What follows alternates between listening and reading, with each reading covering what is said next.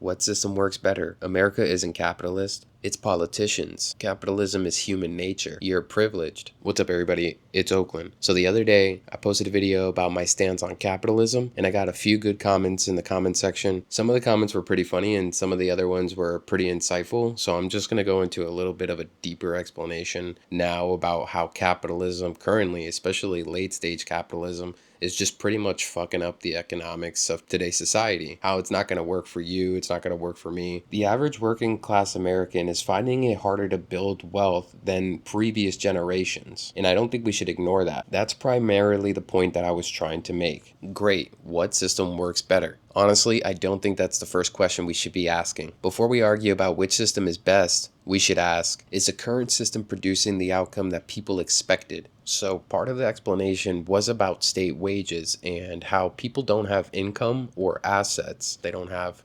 resources the way that conglomerates do, or some people said oligarchs, which I believe is inherently true. I agree that oligarchs and other capitalists have already taken all the resources in a way that makes it even harder for people like you and me to be able to also capitalize in a free market system and then become wealthy as well. Normally, the cost of living is supposed to be about 30% of your paycheck, and in some states, it's reaching over 30%. So that right there is a tall tale sign that state average wages are still somehow not being able to meet the same cost of living. If there's something that we both can definitely agree on, it's that it has become increasingly harder for many people to start living on their own, whether it's renting or owning a home for themselves. Let's use Florida as an example for an expensive state to live in and how state wages don't meet the cost of living. Here's an article about how Florida became one of the South's most expensive states to live in. Florida's cost of living rate has nearly quintupled since 2020. According to a new Florida Tax Watch analysis,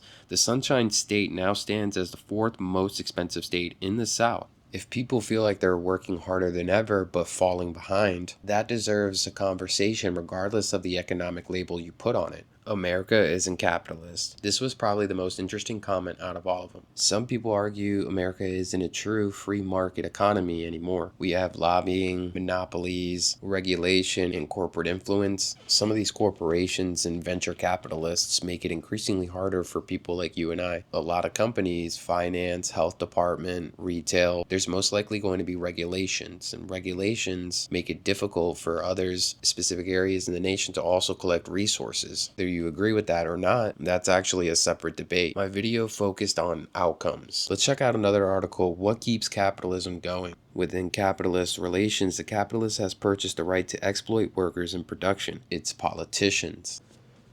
Maybe politicians deserve more blame. Maybe corporations deserve more blame as well. Maybe both deserve more blame. But if ordinary Americans are struggling with housing, debt, and wages, I think it's worth asking why. A lot of people ask why I brought up national debt. I'm saying long-term fiscal decisions can affect taxpayers and the economy. Another statistic I mentioned earlier, the 4.2% unemployment rate, people immediately assumed I was saying unemployment proves capitalism failed. Low unemployment doesn't automatically tell us whether there's wage growth, affordability, purchasing power, underemployment. Supply and demand definitely works. My question is, what happens when housing supply can't keep up, or wages don't keep pace with costs, or markets become highly concentrated? Maybe capitalism isn't the only question.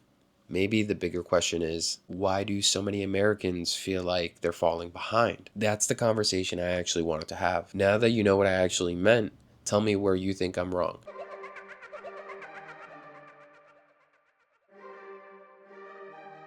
Yo, okay.